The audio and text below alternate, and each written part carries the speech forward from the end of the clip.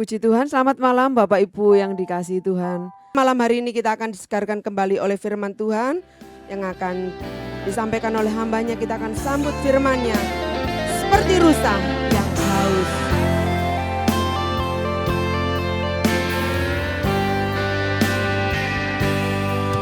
Seperti rusa yang haus, rindu aliran sungaimu.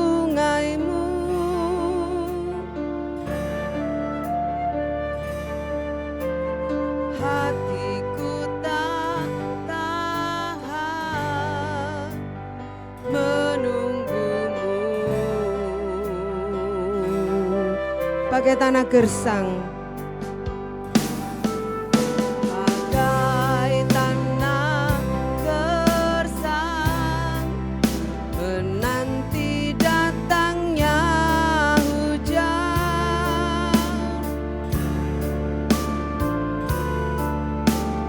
Begitupun jiwaku, Tuhan. Katakan seperti rusa yang haus. Seperti rusa yang haus, rindu aliran sungaimu.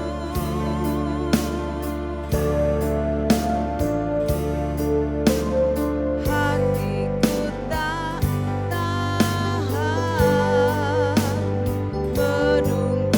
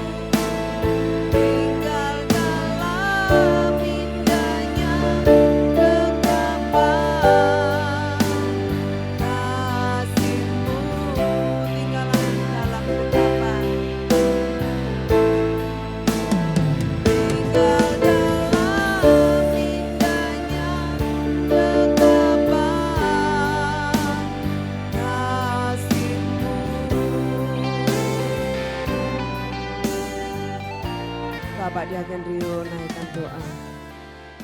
Haleluya. Tuhan Yesus, terima kasih Tuhan atas berkat-Mu. Lalu Tuhan sudah kumpulkan kami, untuk kami sudah memuji dan membesarkan nama-Mu.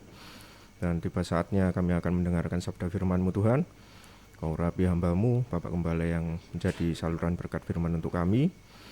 Biarlah firman yang tersampaikan dapat menguatkan setiap hati dan pikiran kami ya Tuhan. Terima kasih Tuhan, terima kasih. Kami akan sambut firman-Mu dalam nama Tuhan Yesus Kristus. Kami telah berdoa dan mengucap syukur. Haleluya. Amin. Amin. Puji Tuhan. Selamat malam saudara, shalom.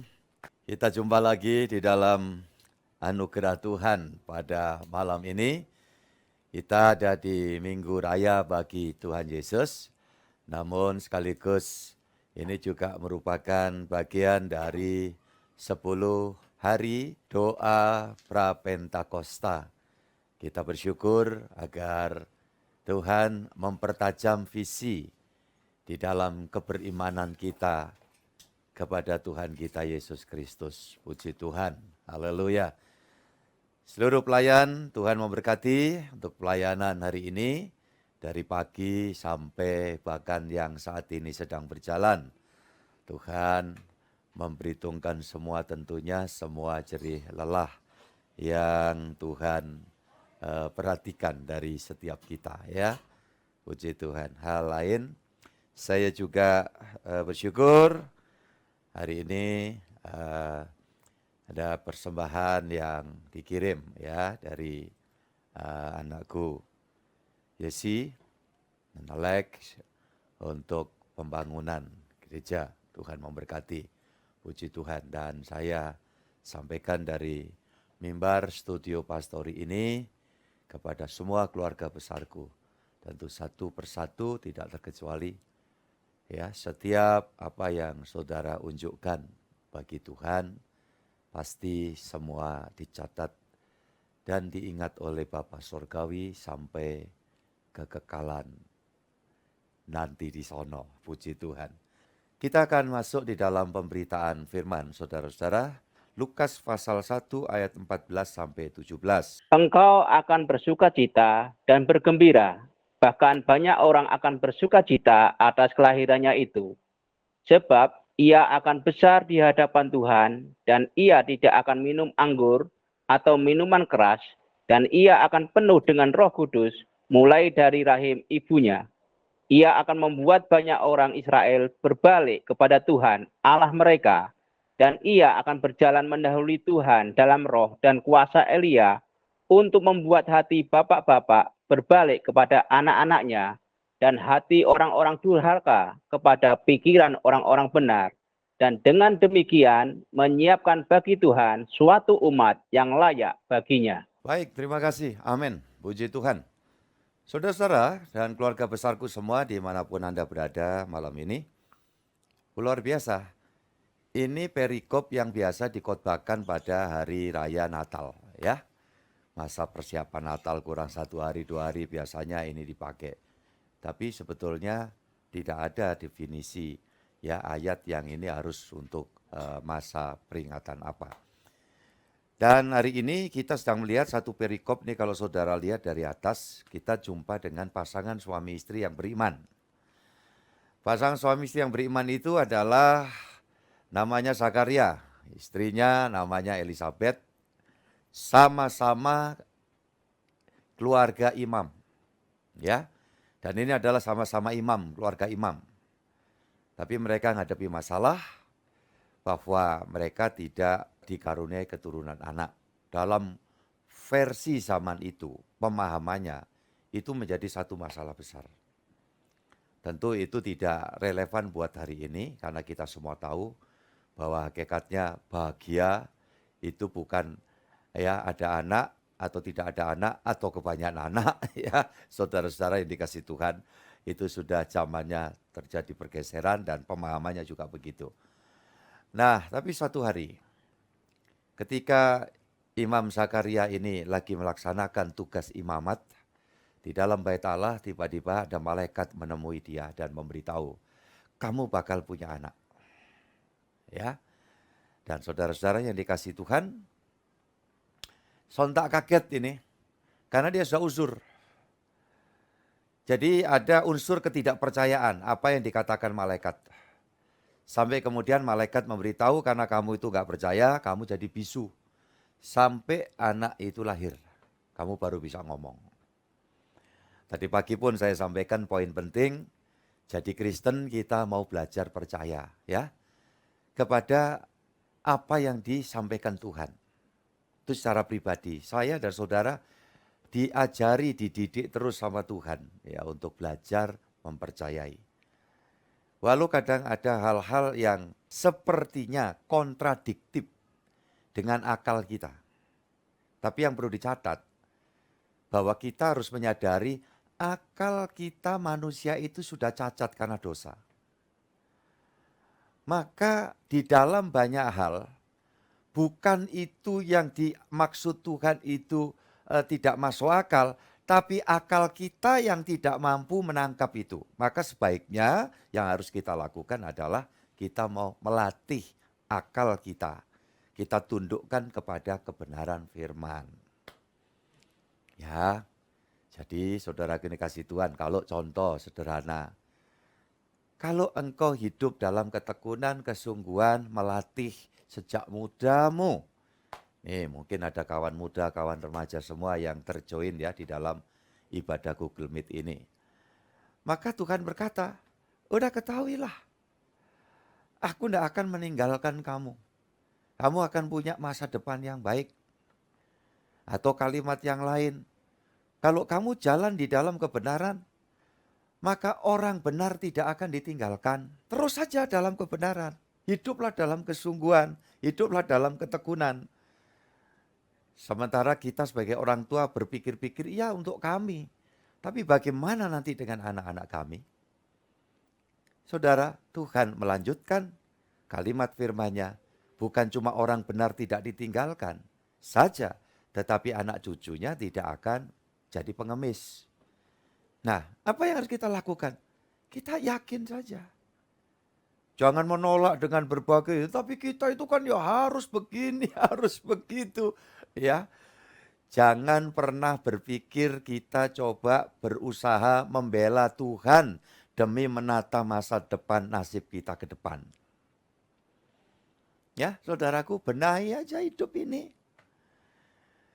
Jalankan aja tugas-tugas yang Tuhan percayakan kepada kita. Seperti Imam Zakaria ya, dan keluarganya.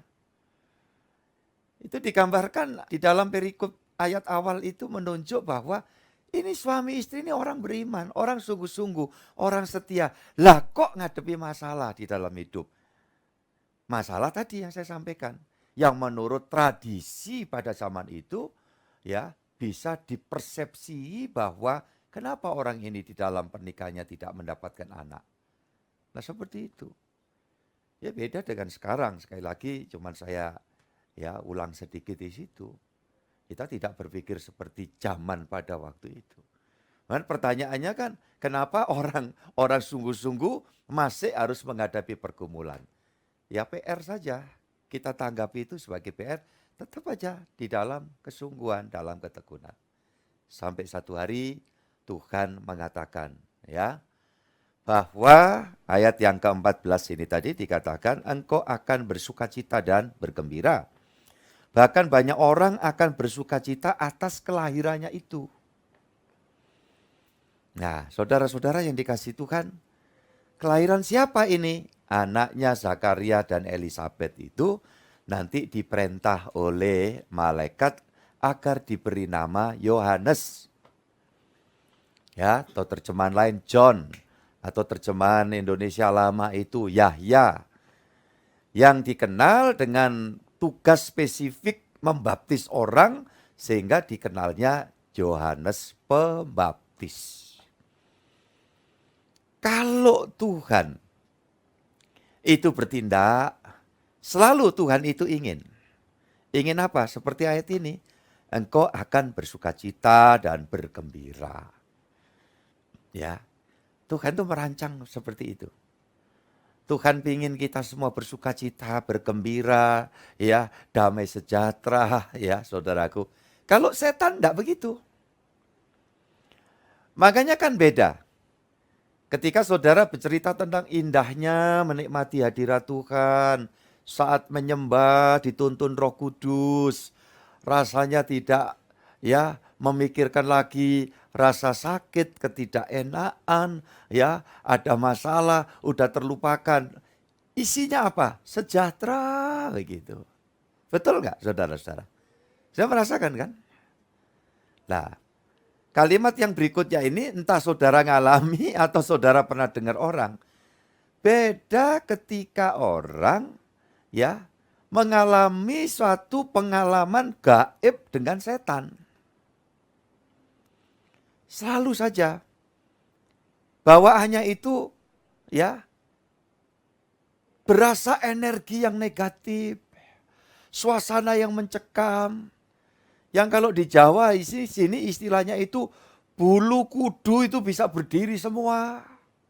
Itu kalau kaitannya dengan perjumpaan dengan hantu. Urusan perhantuan. Tapi kalau dengan Tuhan enggak. Nah itu sudah menunjukkan beda. Hawa yang dibawa oleh Tuhan Yesus itu dari sorga. Hawa yang dibawa oleh hantu itu, tolong saudara sebutkan dari mana? Dari neraka. Ya, dari alam maut. Alam maut itu sendiri belum neraka, tetapi energinya sudah energi mencekam. Nah di situ, makanya iblis di situ baik-baik saja. Tapi suasana mencekam karena itu memang habitatnya untuk iblis.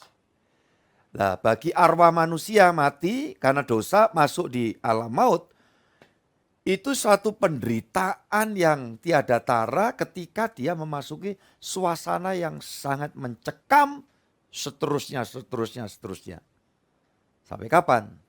Sampai ketika selesai semua dan dikatakan, masukkanlah iblis dan pengikut-pengikutnya ke dalam api yang menyala dan tidak pernah padam untuk selama-lamanya. Dan itu baru neraka. Ya, saudara-saudara. Nah ini bedanya.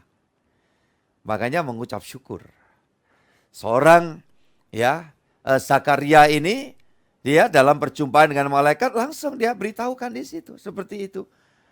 Dengan kelahirannya ini kamu akan bersukacita dan seterusnya. Ayat yang ke-15, sebab ia akan besar di hadapan Tuhan dan ia tidak akan minum anggur, tidak jadi pemabuk atau minuman keras. Dan ia akan penuh dengan Roh Kudus mulai dari rahim ibunya. Ya, puji Tuhan. Yohanes diutus untuk mempersiapkan jalan Tuhan bagi Tuhan. Itu artinya, nanti dijelaskan ayat itu.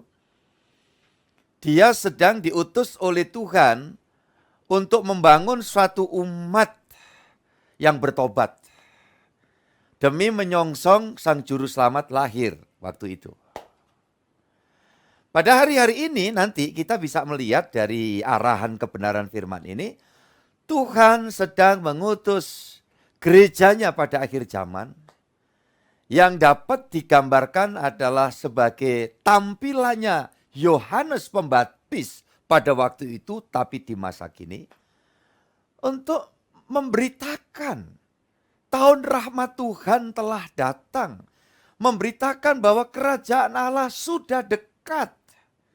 Yang dimaksud adalah raja di atas segala raja sudah sebentar lagi datang. Saudara-saudara yang dikasihi Tuhan, seperti itu. Dengan pemaknaan, Yohanes dihadirkan pada zamannya untuk mempersiapkan umat menyongsong kedatangan Juru Selamat, kedatangan Yesus yang pertama. Gereja Tuhan masa kini sedang dipersiapkan, ya, diproyeksikan untuk ikut mempersiapkan umat pilihan demi menyongsong kedatangan Sang Kristus Yesus sebagai mempelai laki-laki yang sempurna dan penuh kemuliaan demi menjemput gerejanya nanti dibawa naik ke Firdaus Sorgawi. Ya, saudara-saudara yang dikasihi Tuhan. Itu sebabnya Kita semua anak-anak Tuhan harusnya semakin yakin. Kehadiranmu dan proses dari Tuhan untuk penyelamatanmu itu bukan hal yang ecek-ecek, bukan kaleng-kaleng, bukan hal yang remeh. Terlebih kalau kita noleh sebentar, bagaimana Tuhan Yesus harus sengsara. Ya kan? Turun maut gantikan kita. Demi rencana ajaib, rencana yang dahsyat ini. Supaya kita dapat dipanggil keluar dari gelap untuk masuk ke dalam terang Tuhan yang ajaib. Demi memberitakan kasih karunia Tuhan sedang dinyatakan. Puji Tuhan, haleluya. Mau dipakai Tuhan, saudaraku semua? Ya, saya bersyukur sampai hari ini ya kita masih diperkenan untuk dipakai oleh Tuhan dan kita yakin ya akan terus ada progresnya. Kalau kita semakin totalitas, seperti seorang Yohanes yang kita tahu, totalitas. Dia tidak seperti nabi-nabi lainnya. Yohanes ini dalam kekristenan dapat diklasifikasikan sebagai nabi terakhir. Iya, jadi nabi terakhir itu dia. Loh Pak, bukan kemudian Tuhan Yesus.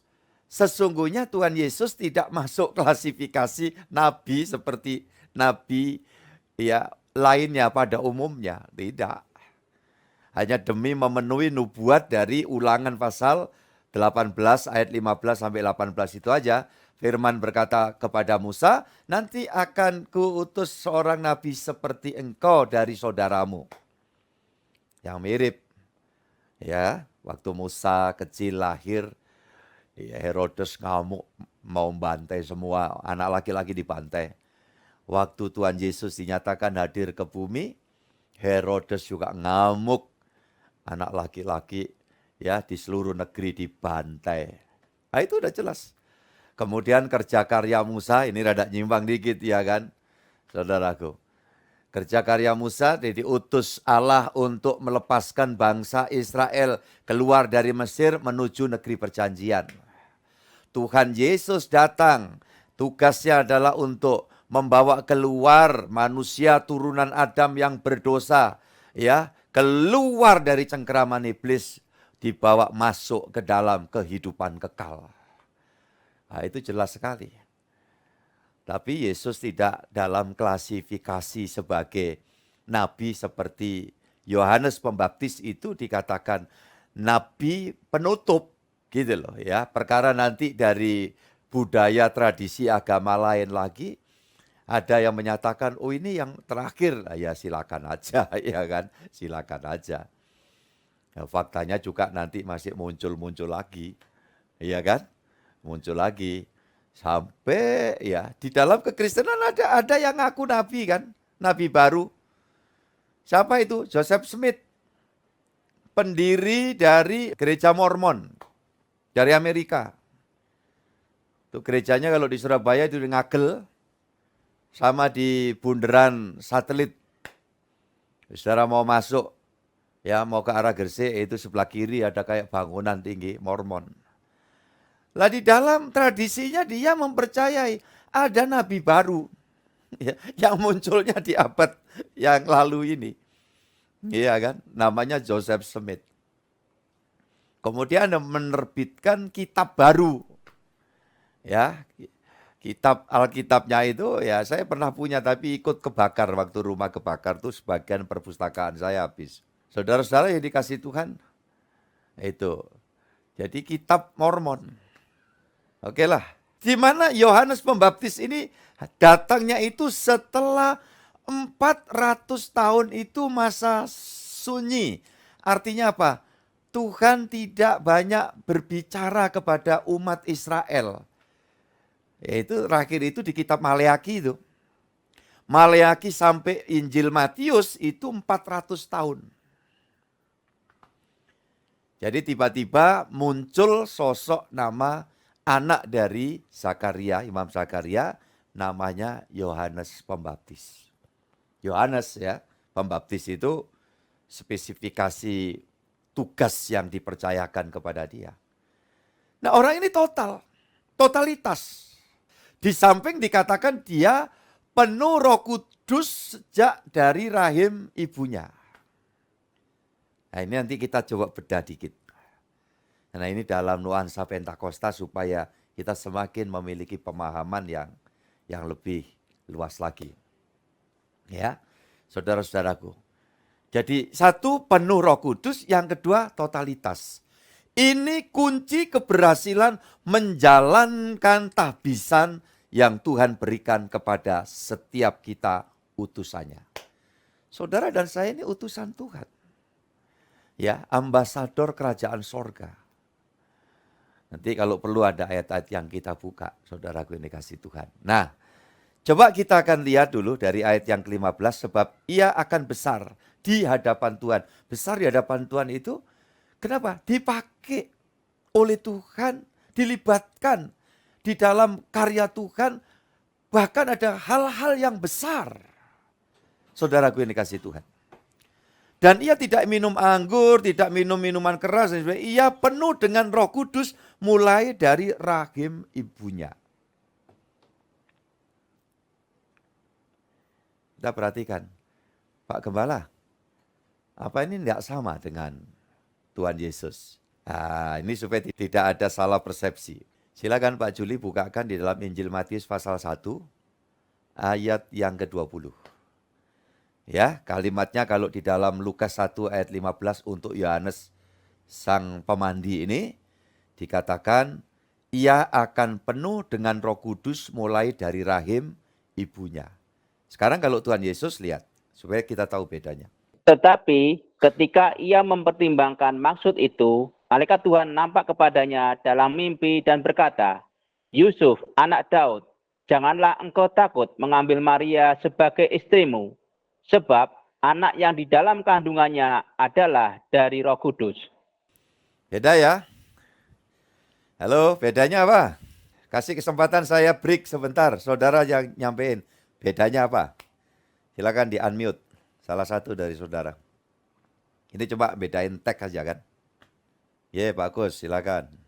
Yang di Matius 1:20 itu bahwa Roh Kudus yang ada di dalam kandungan Maria.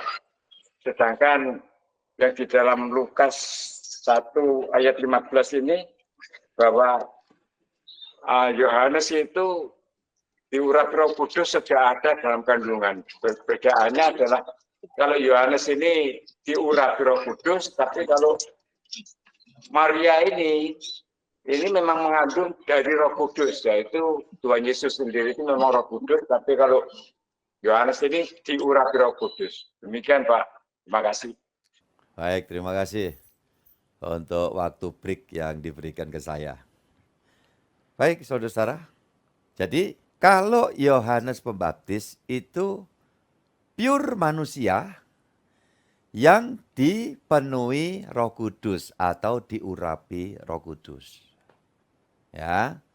Sedangkan di dalam Matius pasal 1 ayat 20, di situ dikatakan dalam kebenaran firman, ya, kalimat bagian akhir setelah koma itu, sebab anak yang di dalam kandungannya adalah dari Roh Kudus. Saya harap saudara kita semua dapat ya membedakan. Maka disinilah Sang Kristus Yesus, Sang Kurios yang Maha Agung itu sungguh-sungguh, saudaraku yang dikasih Tuhan, ejowanta dari Sang Ilahi, kemudian berwujud Yesus Kristus. Yang menurut penglihatan kita manusia waktu itu sama seperti manusia. Tetapi kita lihat di sini, asal usulnya beda. Saya tidak mau berkepanjang-panjang waktu di sisi ini, cuman ini perlu saya angkat ketika saya ajak saudara baca firman ini, sekaligus ini ya Bible study-nya itu seperti ini. Jadi semakin kelihatan Tuhan Yesus itu wujudnya yang manusia. Adapun seluruh keberadaannya itu adalah Sang Ilahi. Yang kalau kita mau pakai bahasa sederhana ya, bahasa sederhana belum tentu sempurna.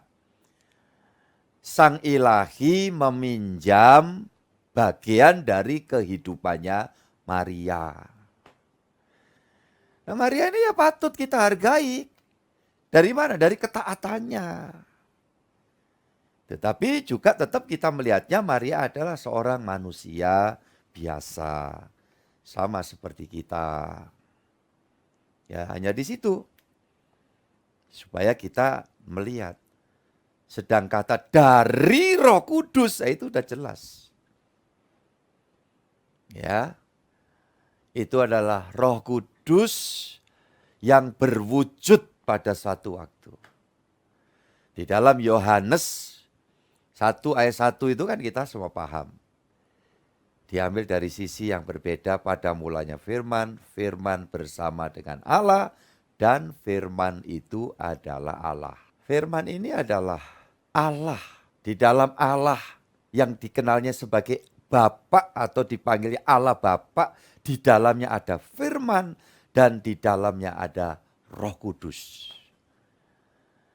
Ya, saudaraku ini kasih Tuhan, sehingga sang firman dari Bapa itu keluar, sang Roh Kudus, Roh Allah itu juga yang kemudian nanti berlanjut memenuhi kehidupan semua orang yang sudah menerima penebusan karya sang firman dalam wujud Yesus. Sehingga juga dapat ditampilkan di dalam ayat-ayat Alkitab bahwa sang firman yang adalah Yesus itu juga penuh dengan Roh Kudus. Ya, saudaraku ini kasih Tuhan. Tapi di sini penuh dengan Roh Kudus itu tidak sama dengan Hendri penuh Roh Kudus, Pak Kustriadi penuh Roh Kudus. Karena itu adalah pemberian. Sedangkan kalau Yesus penuh Roh Kudus karena memang dia adalah bagian dari keberadaan Roh Kudus itu sendiri. Dia sumbernya Roh. Makanya kalau ngomong ya jadi. Itu dalam filsafat Jawanya itu geni. Sabdo pandito ratu. Jadi ya, sabdonya ratu. Raja di atas segala raja. Siapa dia? Tuhan Yesus. Itu penuh kuasa. Ya. Saudara yang dikasih Tuhan, apa aja yang kita lihat? Bukan cuma roti aja kan? Mengenyangkan ribuan orang. Tiba-tiba jaring para murid penuh dengan ikan-ikan besar. Ya. Hanya Tuhan aja katakan, tebarkan jalamu di sisi ya perahumu itu. Masih sempat ada kengeyelan ya dari murid. Kayak kita ya, kita kadang-kadang ngeyel gitu ya. Tuhan, kami setelah bekerja semalam-malaman, tetapi kami tidak mendapatkan apa-apa. Tapi untung kalimat berikutnya itu masih rada luas. Tetapi karena Engkau yang mengatakan, kami akan melakukannya juga. Nah gitu, harusnya gitu ya. Ojo ngeyel berakhir pada ujung jalanmu sendiri. Kita mungkin sesaat ngeyel, ya oke lah. Tetapi kemudian disudahi dengan kita tunduk di bawah kaki Yesus. Itu yang akan membawa kepada jalan berkat. Itu yang akan membawa kepada jalan yang tersedia pertolongan dari Tuhan. Itu yang membawa kita kepada ujung jalan yang penuh dengan rahmat yang melimpah. Yaitu saudara-saudara yang dikasih Tuhan ya. Jadi ini untuk memahami. Beda ya Pak ya, beda. Nah sekarang kembali kepada Lukas ya. Lukas pasal 1 tadi saudara-saudara. Ayat yang ke-15 ya. Sebab ia akan besar di hadapan Tuhan dan ia tidak akan minum anggur atau minum keras. Dan ia akan penuh dengan Roh Kudus mulai dari rahim ibunya. Nah ini saya memberi petunjuk praktis sekarang. Apa ini? Karena ini ada dasarnya. Karena pernah dulu didiskusikan ya. Bolehkah atau mungkinkah bayi anak-anak kita itu juga penuh Roh Kudus sejak dari dalam rahim ibunya. Saudara yang dikasihi Tuhan, maka dengan dasar ini saya yakin kita boleh minta, mendoakan. Ayo sekarang suami istri, ya ini anak-anakku yang sudah keberkatan, ada janin dalam rahim ibunya. Doakan, tumpang tangan. Berdasarkan ayat ini kalau menurut saya minta boleh. Tuhan, biarlah bayi anak kami ini berkenan Tuhan penuhi dengan roh-Mu yang kudus sejak dalam rahim ibunya. Siapa sepakat dengan ini, saudara? Oke. Lakukan. Ya, pada anak-anakku semua. Kalian di dalam pernikahan kalian yang saat ini bahkan udah tahu, ini udah positif Pak Gembala, kan saya selalu dapat laporan ya. Dan yang diem-diem aja tahu-tahu lewat depan saya, nggak mau ngomong tapi sambil lus-lus, maaf, drum bandnya.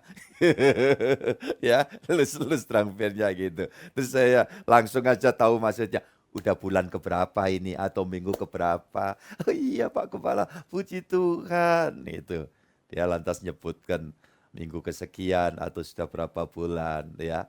Dan kalau saya baru ketemunya itu ya langsung ayo tak doa no yo ya. Saya doakan Tuhan Yesus kau memberkati tumbuh kembang janin dalam rahim ibunya, diberkati sehat. Dan kalau saya lagi ingat juga saya minta penuhi Roh Kudus Tuhan sejak dalam rahim ibunya sampai genap bulannya dipersalinkan. Bayi lahir ya sehat, mamanya sehat, seluruh keluarga memuliakan Tuhan Yesus. Amin. Ya. Karena ini ada petunjuk. Boleh. Nah, kemudian maju lagi. Bagaimana Pak dengan anak-anak kecil? Boleh enggak mereka kita doakan minta supaya Tuhan Roh Kudus memenuhi hidup mereka? Boleh. Ya, boleh. Coba, saya ajak saudara menerawang ke perjanjian lama. Saya nggak nyiapin ayatnya, tolong dibuka Yoel pasal 2 ayat 28. Kemudian daripada itu akan terjadi bahwa aku akan mencurahkan rohku ke atas semua manusia. Maka anak-anakmu laki-laki dan perempuan akan bernubuat. Orang-orangmu yang tua akan mendapat mimpi. Teruna-terunamu akan mendapat penglihatan-penglihatan. 29.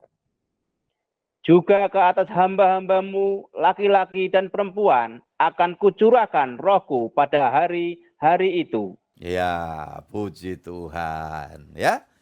Jadi bagaimana anak-anak kita? Bolehkah mereka didoakan agar penuh Roh Kudus sejak mereka kecil agar berangkat besar secara seimbang? Ini ayatnya. Dan ini adalah murni ayat nubuat. Makanya kalau di Alkitab ada kata hari Tuhan seperti itu, tema perikopnya kan ditulis hari Tuhan, itu ada beberapa makna ya. Ini salah satu hari Tuhan di mana peristiwa-peristiwa zaman akhir, zaman gereja, ini nubuat untuk zaman gereja. Yang tidak lazim pada zaman Alkitab perjanjian lama, di masa perjanjian lama orang Israel. Bahwa Roh Kudus itu tidak serta-merta dia memenuhi semua orang. Enggak, hanya orang tertentu. Dan orang tertentu itu siapa? Orang yang dilibatkan Allah di dalam satu rencana karya ladang Tuhan, proyek Allah. Ya, itu boleh dikategorikan tokoh-tokoh aja. Ya, Yusuf ya kan? Kemarin kan ayatnya saya tunjukkan kan waktu hari Jumat itu. Saudaraku yang kasih Tuhan. Kemudian siapa lagi? Iya. Kayak Simpson itu sebenarnya dia dalam pengurapan Roh Kudus. Tapi sampai satu hari karena hidupnya dia awut-awutan bertolak belakang ya. Istilahnya antitesisnya Yohanes ya. Ini gak ngomong politik loh ya. Tidak ada kaitan dengan istilah politik ya. Tetapi Simpson itu ya bentuk antitesis ya. Hal yang bertolak belakang dari prinsip yang disampaikan firman Tuhan kepada Yohanes Pembaptis dan yang dilakukan oleh Yohanes Pembaptis. Itu kerjanya ngeyel terus itu Simpson. Sampai satu hari dia ya dilepas sama Tuhan. Adapun dikatakan kekuatannya itu ada pada rambutnya itu ya jangan terus nanti jemaat tabernakel laki-laki gondrong semua terus kuncitan kabeh gitu ya. Saya kira ya nanti kasihan barbershop dan para salon-salon itu kurang kerjaan jadinya, iya kan? Bahwa kekuatan Simpson itu di rambutnya, ketika rambutnya udah dipotong sama siapa itu ceweknya itu Duileh. Delila kok Duileh, ya. Saudaraku yang dikasih Tuhan, dan yang terjadi dia kehilangan kekuatan sama sekali. Itu dalam pemaknaan rohani dapat diterangkan bahwa ya urapan yang Tuhan anugerahkan itu, ya di atas kepalanya itu, yang kemudian hilang sudah kekuatannya. Jadi kembali lagi di sini, saudaraku ini kasih Tuhan, boleh. Anak-anak didoakan. Tolong perhatikan guru-guru sekolah minggu. Ya, semua. Terima kasih saya selalu ini. Tadi saya ikuti loh, online ya. Di acara ibadah onsite dan online itu, hampir selalu saya ikuti. Dan saya sampaikan salut, apresiasi yang setinggi-tingginya kepada semua rekan guru sekolah minggu. Ya, berapa di antaranya yang belum ngomong anaknya sendiri, tetapi dicurahkan perhatiannya untuk anak-anak jemaat semua. Jadi lelamu nggak sia-sia. Dan barangkali sekaligus training. Nanti kalau kalian sendiri dianugerahi anak, kalian sudah lebih piawai. Ya, karena sudah ya mengabdikan di dalam ladang Tuhan. Doakan boleh itu anak-anak. Tuhan penuhi dengan Roh Kudus. Ya, saudara-saudara yang kasih Tuhan. Nanti di dalam malam-malam ini nanti ya saya dan juga rekan-rekan pelayan-pelayan Tuhan untuk mendampingi pelayan Tuhan yang lain. Ya, ketika harus menumpangkan tangan, tumpangi tangan anak-anak kecil. Tuhan, Engkau di dalam anak-anakmu ini. Silakan berkarya ya Tuhan. Urapi Tuhan. Nah, urapan Roh Kudus yang ada di dalam kita itu akan semakin nyata ketika kita semakin totalitas, semakin sungguh-sungguh, semakin tumbuh dalam iman rohani kita. Di situ kerja karya Roh Kudus yang sudah di dalam kita itu akan terus semakin nyata. Itu ciri khasnya, saudara-saudara yang dikasih Tuhan. Dan tahapan hidup kita itu kita akan dapat lihat progresnya. Ya, ada tumbuh kembangnya. Saudaraku, dan kita bisa memperhatikan. Salah satunya bukti ya kuasa urapan Roh Kudus itu semakin maksimal di dalam kehidupan kita ketika kedewasaan rohani itu akan terekspresi juga dalam kedewasaan berpikir. Ya, saudaraku yang dikasih Tuhan. Ini contohnya. Lanjut kembali ke Lukas pasal 1 tadi, saudara-saudara.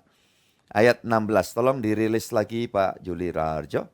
Ia akan membuat banyak orang Israel berbalik kepada Tuhan Allah mereka.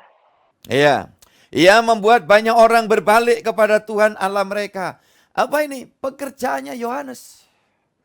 Kita berdoa, kiranya hal yang sama Tuhan melimpahkan urapan itu buat kita semua. Kenapa ini? Supaya kita dapat dipakai oleh Tuhan pada zaman kita ini. Pada generasi di mana kita saat ini hidup, entahkah engkau orang muda atau tua lanjut usia, entahkah laki-laki, entahkah perempuan, saudaraku kita semua tanpa dibedakan oleh Tuhan. Karena di dalam Yoel tadi nubuatnya nanti bahkan hamba-hamba laki, hamba-hamba perempuan, itu bicara apa? Perjanjian lama yang masih ada unsur perbudakan, dia sudah menubuatkan bahwa zaman gereja nanti sudah tidak ada lagi diskriminasi, di mana tidak ada lagi orang rendahan atau orang tinggian, ya, tapi sama-sama yang merendahkan hati dipakai oleh Tuhan, ya, dijadikan alat Tuhan, diurapi oleh Roh Kudus dan hidupnya berkemenangan dan doa-doanya banyak didengar dari sorganya yang kudus. Amin. Nah, itu saudaraku yang dikasihi Tuhan. Saya yakin. Kenapa saya berdoa? Karena saya yakin. Ya, dari sorga yang kudus dia dengarkan. Ya, doa-doa kita ini. Saudara harus yakin. Ya, kalau saudara doa tapi gak yakin, ya aneh. Makanya Roh Kudus mendampingi kita. Ya, saudaraku yang dikasihi Tuhan tadi malam. Roh Kudus turut membantu kita. Ya, menyampaikan segala keluhan-keluhan yang tidak terkatakan. Itu untuk membawa kita yakin, seyakin-yakinnya. Puji Tuhan, saudara-saudara yang dikasihi Tuhan. Bersediakah saudara mau dipakai oleh Tuhan di akhir zaman ini untuk menjadikan peristiwa ayat 16 itu terjadi dan engkau dilibatkan dalam ladang Tuhan? Ya, saudara-saudara, jangan pernah saudara kemudian berpikir apa yang aneh gitu ya. Bahwa ya kan saya bukan pendeta, saya kan bukan hamba Tuhan, bukan gembala umpamanya.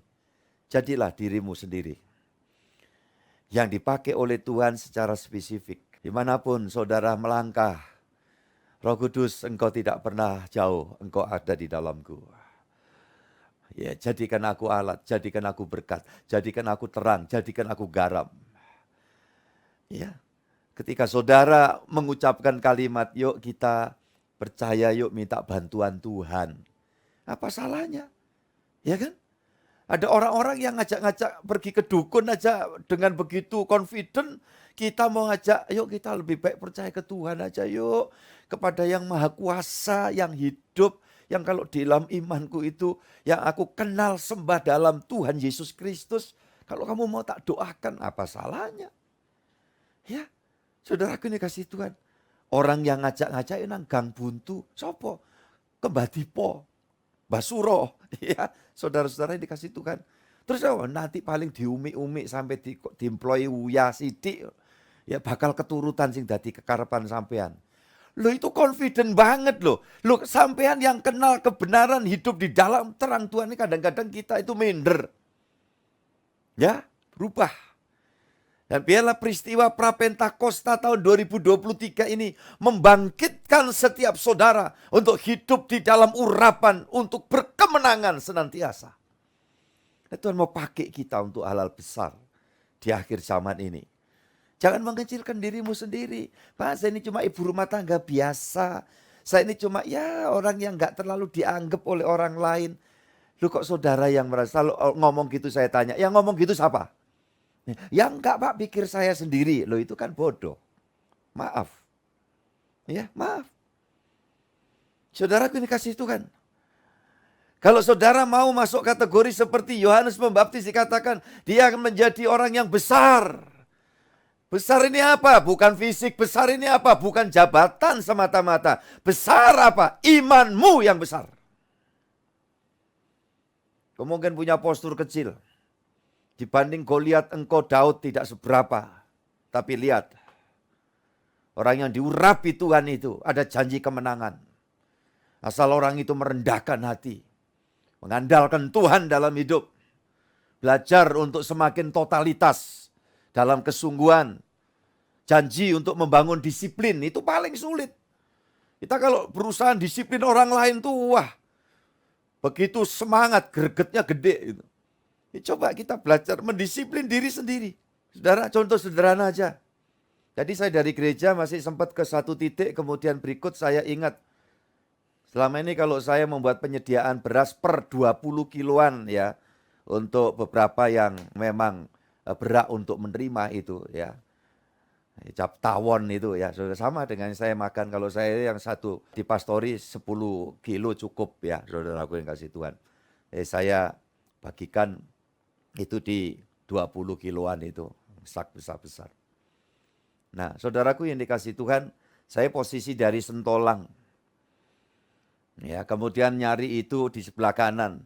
Jadi harus muter balik, ya, saudaraku.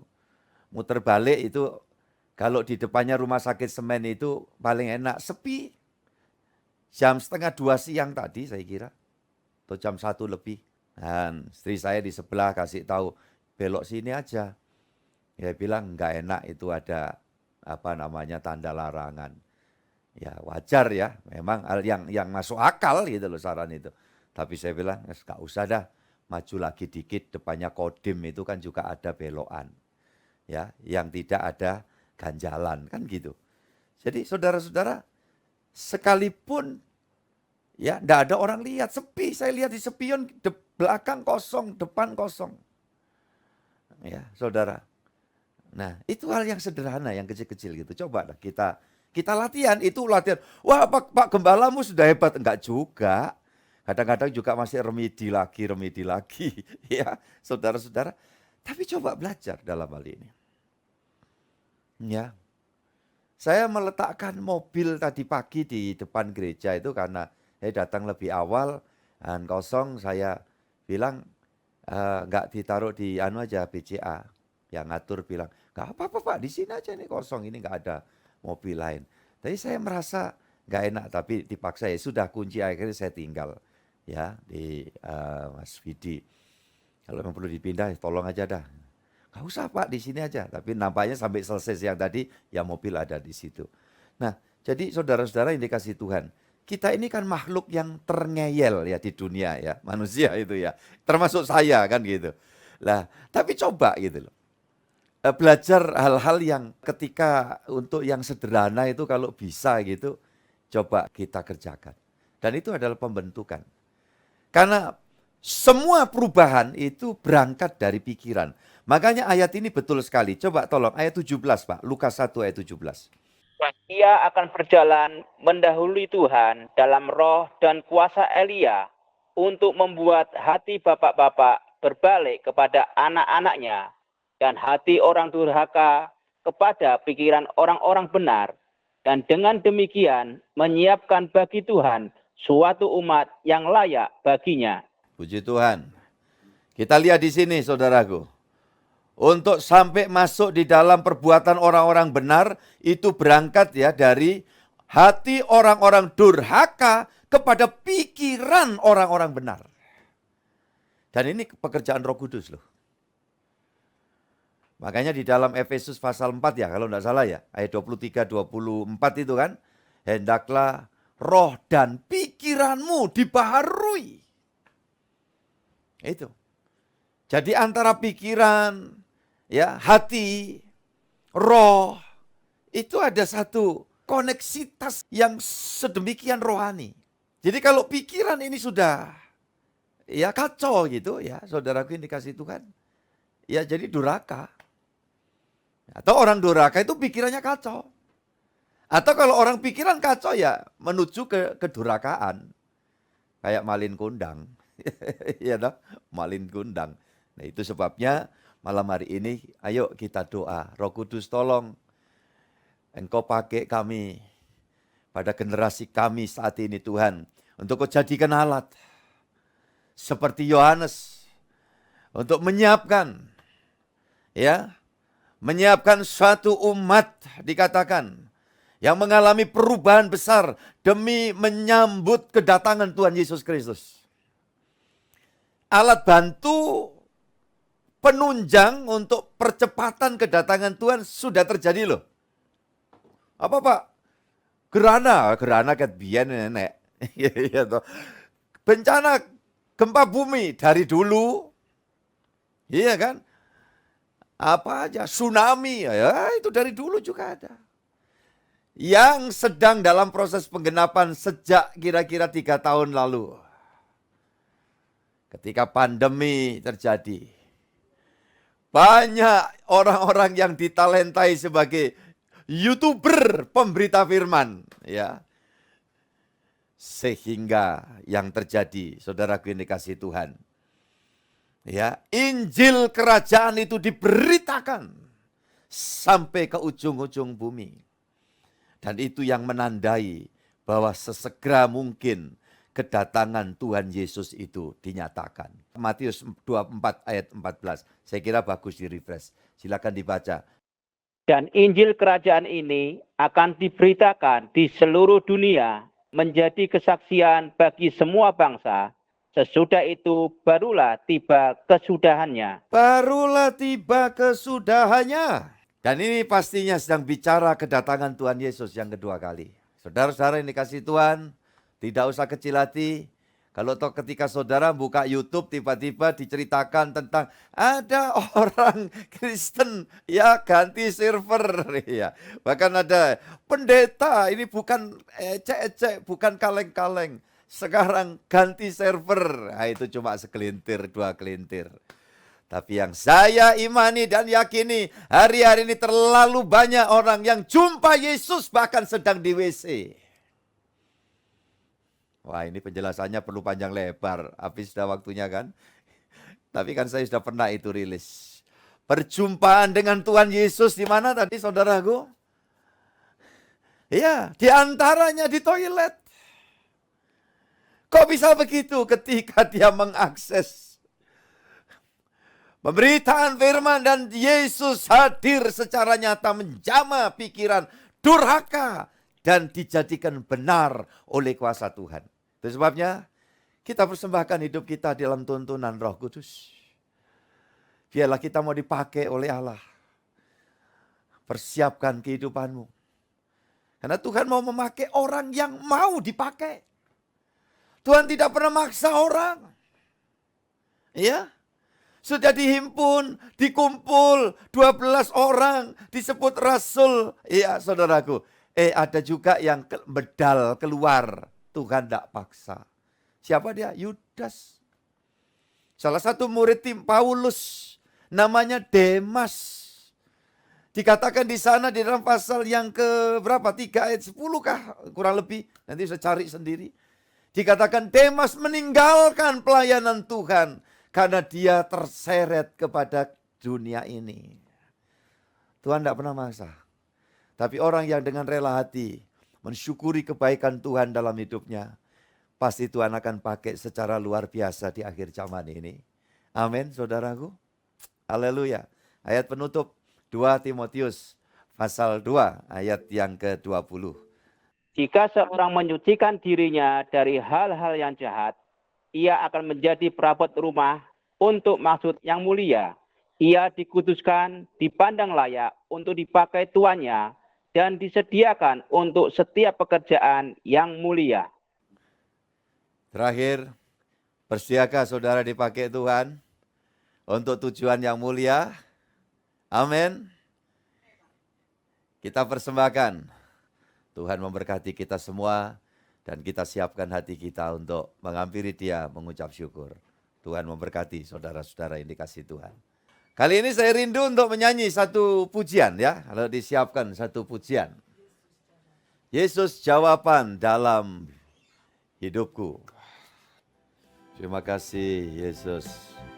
Hamba berdoa agar Roh-Mu yang kudus berkarya dengan leluasa dalam hidup kami semua.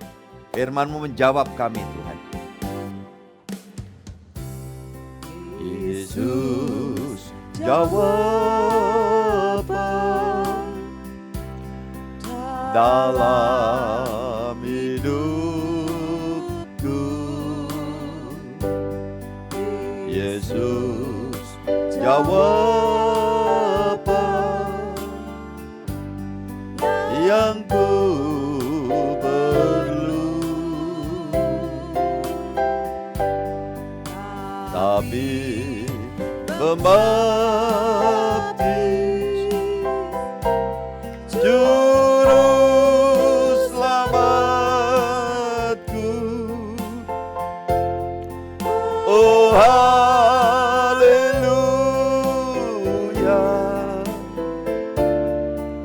harapanku.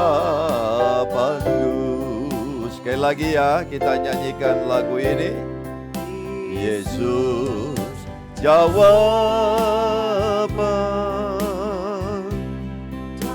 dalam hidupku.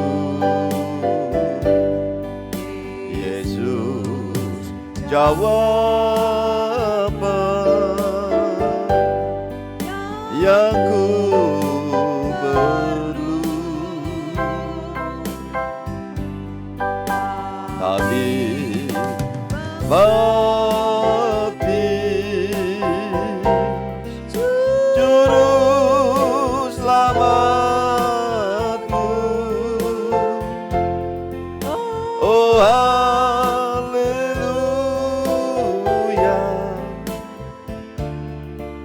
harapanku.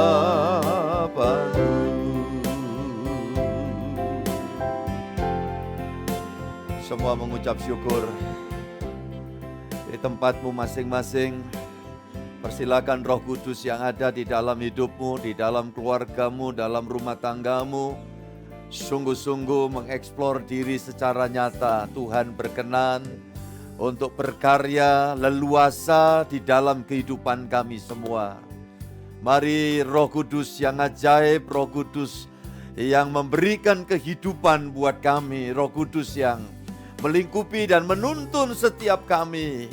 Mari Tuhan, tuntun bimbing kami. Engkau yang sudah melingkupi kami, bekerja dari dalam kami, mengubah dalam kedurhakaan kami dijamah kepada pemikiran orang-orang benar. Yang sudah Engkau benarkan, yang sudah Engkau cuci terus-menerus pikiran kami, hidup kami dengan air sorgawi, yaitu firman-Mu yang kudus. Terima kasih Tuhan, lengkapi kami semua para hamba-Mu. Kami semua adalah pelayan-pelayan-Mu Tuhan. Kami semua adalah utusan-utusan Tuhan, tidak terkecuali. Keluarga kami yang ada di Pulau Jawa, di kota manapun, di Jakarta, di Papua, di Sulawesi, di Manado, di Solo, dan di berbagai tempat yang hamba tidak sebutkan satu persatu. Namun sesungguhnya Engkau telah mentapiskan kami menjadi utusan-utusan, yaitu utusan Kristus bagi dunia ini. Mari Tuhan, jadikan kami alat untuk mengerjakan pekerjaan-pekerjaan yang mulia di dalam perkenanan Tuhan. Terima kasih, tiap keluarga Tuhan satukan hati kami, sehingga menjadi satu kekuatan ilahi yang nyata dan dimampukan untuk menghancurkan segala rintangan pekerjaan iblis kegelapan dalam nama Yesus. Kuasa dan urapan Tuhan menyertai kami semua. Bahkan Engkau berjanji, hal-hal yang besar, bahkan lebih daripada itu kamu akan mengerjakannya. Makasih Roh Kudus, terus tuntun dan bimbing kami, agar kami melangkah di dalam kehendak-Mu senantiasa. Terima kasih Bapa, Engkau yang merancang semuanya menjadi indah. Dan hari-hari kami terus dalam tuntunan bimbingan-Mu. Terima kasih seluruh pelayanan hari ini. Kami semua yang ada di dalam Gereja Kemah Tabernakel Gresik, Surabaya, dan pelayanan online. Dan juga semua rekan sejawat kami. Di gerejanya, di organisasinya, di kotanya, di wilayahnya. Tuhan telah pakai kami di hari ini. Kiranya Tuhan berkenan menyempurnakan. Dan jadikan kami hamba yang terus rendah hati dan berkata, kami adalah hamba saja yang dapat melakukan apa yang harus kami kerjakan. Terima kasih Tuhan. Dan Engkau Tuhan Raja kami, Tuhan kami, yang kami dambakan pada akhirnya kelak. Engkau akan berkata kepada kami semua, hambaku yang setia, masuklah ke dalam kesukaan kebahagiaan Tuhanmu untuk selama-lamanya. Terima kasih Tuhan. Untuk itu kami mau melangkahkan kaki kami, mengikuti jalan Tuhan. Walau mungkin tidak selalu menyenangkan. Kadang waktu ada hal-hal yang tidak seperti kami pikirkan. Tapi yang pasti kami tidak sendiri. Ada Tuhan Yesus yang senantiasa campur tangan atas kami semua. Terima kasih Tuhan, dalam dunia kerja anak-anak-Mu semua, Engkau juga tuntun mereka semua. Setelah malam kami lalui, dan perkenanan Tuhan membawa kami memasuki hari baru esok, kiranya Tuhan menuntun dan membimbing kami semua. Terima kasih, terpujilah Engkau sekarang sampai selama-lamanya, ya Allahku, ya Bapakku yang penuh rahmat, dan kasih kemurahan-Mu berkenan Kau limpahkan atas kami. Saat ini sampai Maranatha, Tuhanku Yesus Kristus datang yang kedua kali, hendak menjemput dan mengantar kami pulang ke Firdaus Sorgawi. Atas nama Bapa, Putra, dan Roh Kudus, Allah yang Esa, yang kami kenalan sembah dalam Tuhan Yesus Kristus. Bapa, terima kasih.